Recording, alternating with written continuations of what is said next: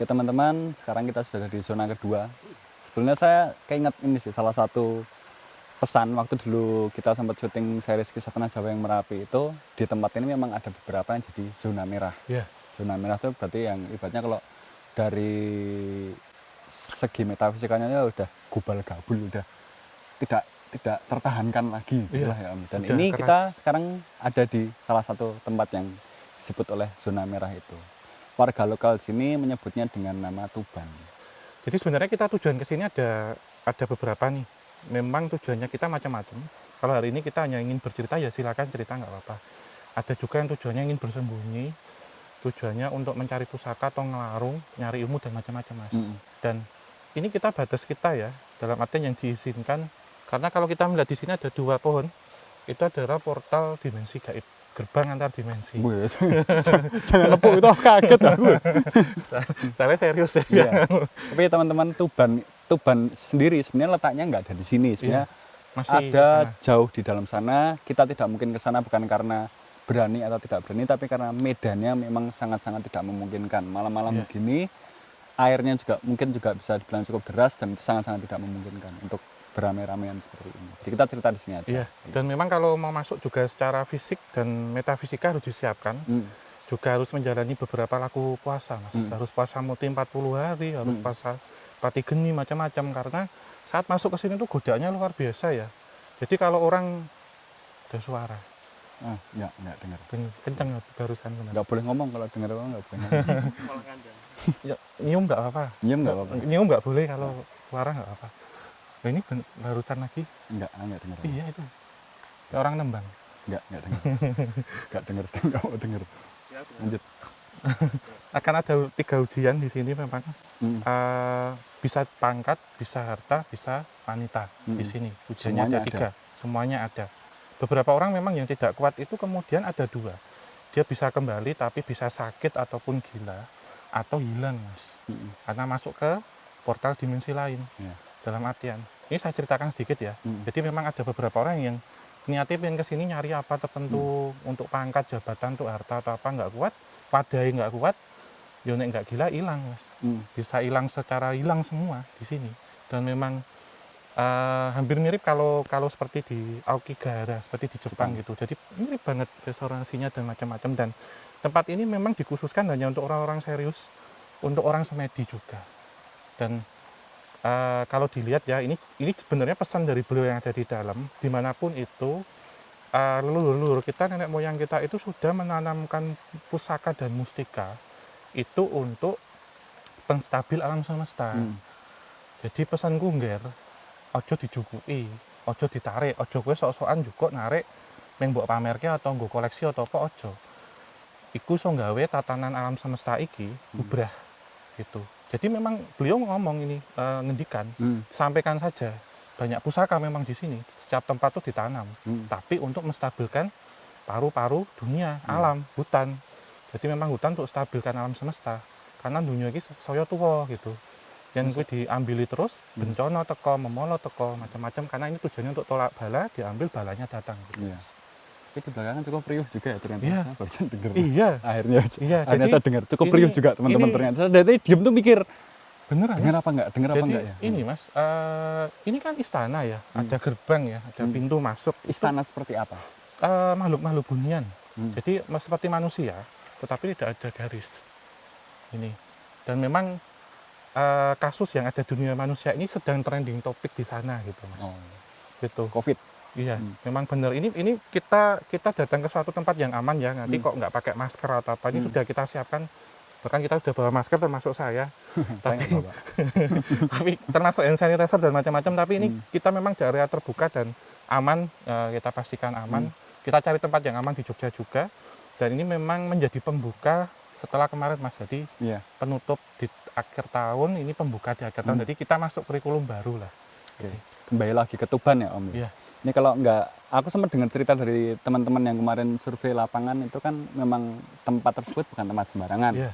Bahkan ketika sampai di tempatnya pun, salah satu dari tim kita pun hanya beberapa orang yang boleh masuk saja, karena mungkin sebegitu ketatnya ya Om ya mungkin di dalam ya. Iya, Hmm. iya, karena akan ditanya keperluannya sebatas apa, karena izin kita kan tidak sampai ke dalam gitu, Mas. Dan Jadi, konon katanya iya, di dalam itu ada batuan karang iya, besar. iya, Itu apakah pusatnya iya, memang ada itu di situ? boleh dibilang ini, Mas, kapital, jadi ibu kotanya, Hmm. pusatnya di situ. Jadi, terlebih ini peringatan untuk laki-laki juga gitu, bisa saja nanti saat masuk silau dengan apa yang di dalam nggak mau keluar, Hmm. gitu, Betah di dalam ya. kita di dalam ya. Padahal kalau dilihat sekilas mata ya maaf-maafnya Iya, hanya seperti itu iya, aja kayak benar. gitu.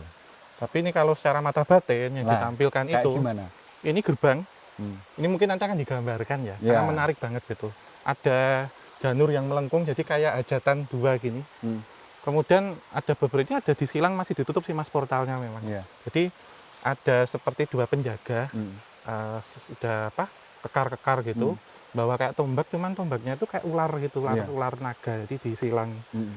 masuk. Dan masuk ke sana itu ada karpet hijau gitu Mas, naik gemerlap emas gitu. Swab test dulu juga. Iya. Kok ya aku sempet-sempetnya. Ini periksanya lebih ke ini sih Mas, ke, Oh. hati sih dalam Iya. gitu diperiksanya. Hmm.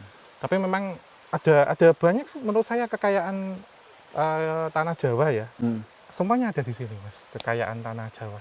Dan ini memang masih faktor X tidak boleh disampaikan. Iya. Luar biasa banget gitu kalau ditunjukkan sekarang ke kita gitu kan. Mas. Itu ngeri, banyak banget. Iya Mas, Hmm. iya. Contoh salah satunya aja. Kepo, nah, ini kepo kan nggak boleh sebutin cuma satu aja. Tapi ini nggak sembarangan ya, maksudnya tadi sudah kita bahas pusaka, tetapi ada juga beberapa harta-harta tinggalan gitu. Saya tidak bisa sebut apa, nanti bisa dipikir-pikir sendiri. Harta fenomenal sosok yang sedang berulang tahun hari ini. Benar ya, iya. Karena memang beliau juga sempat kesini. Oh. Jadi ini memang hari ini sejarah, kemudian nasionalisasi, nasionalis ya, nasionalis sejarah yang ada kesan mistis, mistos dan horornya gitu. Semuanya kami jadi satu, tapi kita kentalkan tentang sejarah dan nasionalis gitu. Tapi kenapa sih Om yang ada di balik sana itu dia seakan-akan melindungi? Iya. Memang yang tidak boleh terlihat oleh manusia itu kenapa? Kayak gitu. Sudah weling Mas, jadi weling dari para leluhur bahwasanya ini nanti akan dikeluarkan itu setelah ini mendekati Indonesia Jaya 2045. Bukan terus digali, ditarik enggak. Tetapi karomai Mas, nggak bisa kalau ini kemudian ditarik itu nggak bisa, karena setelah ini ditarik dijual pun nggak laku. Karena setelah masuk ke alam kita dia akan manifestnya akan berubah jadi logam apa gitu Mas, nggak bisa. Jadi auranya Mas, ini cadangan kita luar biasa ini. Ada logam-logam lain yang lebih tinggi dari ini juga yang tidak boleh disampaikan, tapi ini wah sedikit aja bisa makmur nanti kita kalau Jadi sesakti apapun orangnya tidak akan bisa. nggak bisa Mas. Kan Sesakti beradab. apapun, sepinter apapun, mau S8 geologi apa nggak bisa. Akan berhadapan yang sama yang bawa rekso langsung. Iya. Itu kalau Dan boleh tahu apa? nanti Gambar. aja. Oh nanti aja. Nggak boleh di sini. Oh keponya udah dari sekarang ya. Udah kepikiran terus ya. Aku. Iya. Cuma ini luar biasa banget Mas, serius. Lah yang nyanyi di belakang itu suara apa? Ini sebenarnya gini. Keras nih. Ini sebenarnya gini Mas. Kalau kita lihat pohon yang di sana, itu memang menjadi kayak tempat pertunjukan.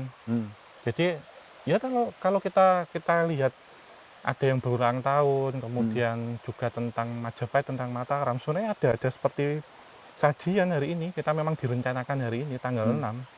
Tanggal 6 dalam numerologi itu apa-apa jadi duit Mas. Insya Allah kita ngawali hari ini, kedepannya nanti rezekinya lancar katanya gitu. Amin, saya amini gitu. Jadi ada seperti ini, seperti apa?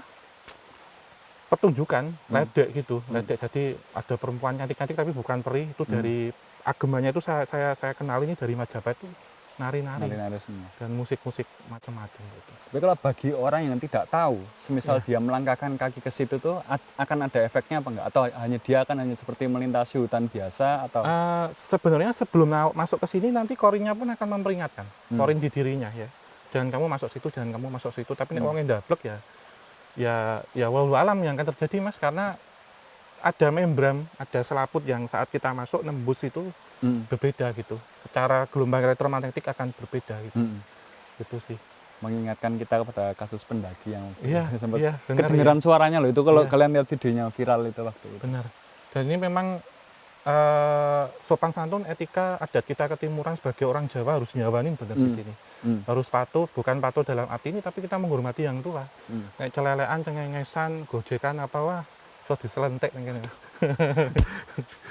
Tapi cukup signifikan ya Mbak, perbedaan hawa yang Iya. di sana dengan yang di sini itu cukup signifikan. Iya, iya. Jadi kalau tadi kita ke sana lebih cenderung banyak auranya merah, negatif.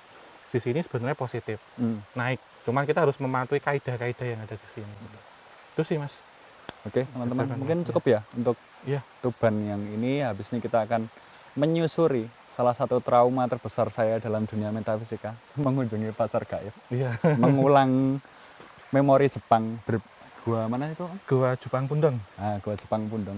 Semoga nggak suruh ngelempar koin lagi. Saya sudah mengamankan dengan pasar gaib, saya nggak mau bawa uang koin lagi. Jadi suruh ngelempar sama dia terus jadi apa-apa lagi. Nanti bisa gesek Mas. Ya wes, teman-teman semuanya ya, ini mungkin sebenarnya ada satu hal tentang yang penguasanya di sini itu siapa, tapi kita memutuskan untuk tidak menjelaskannya di sini, mungkin nanti di akhir-akhir aja, karena pastinya beliau akan mencakup semuanya. Pasti kenapa tidak diceritakan, beliau pasti punya rencana dari tempat awal sampai tempat akhir, beliau pasti punya rencana lah, kita yakin.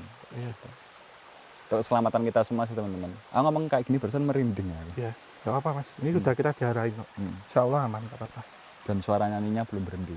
Ya, ini sampai beliau mengatakan berarti dia nih. Ya, kalau 7 kali. kalau ganjil berarti positif.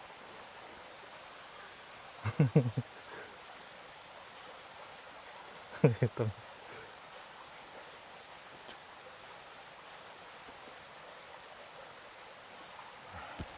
Aman.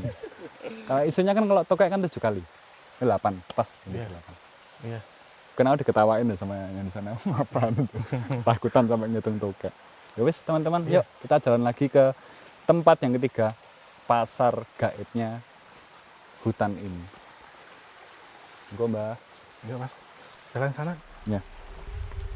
Dan memang ada seperti simba-simba di dalam. Itu beliau memang ada satu pohon. Yang saya lihat ada satu pohon di tengah itu memang kalau nanti di situ kemudian seperti semedi bertapa, lantas kemudian dapat wangsit, kon gendong simba itu. Nanti akan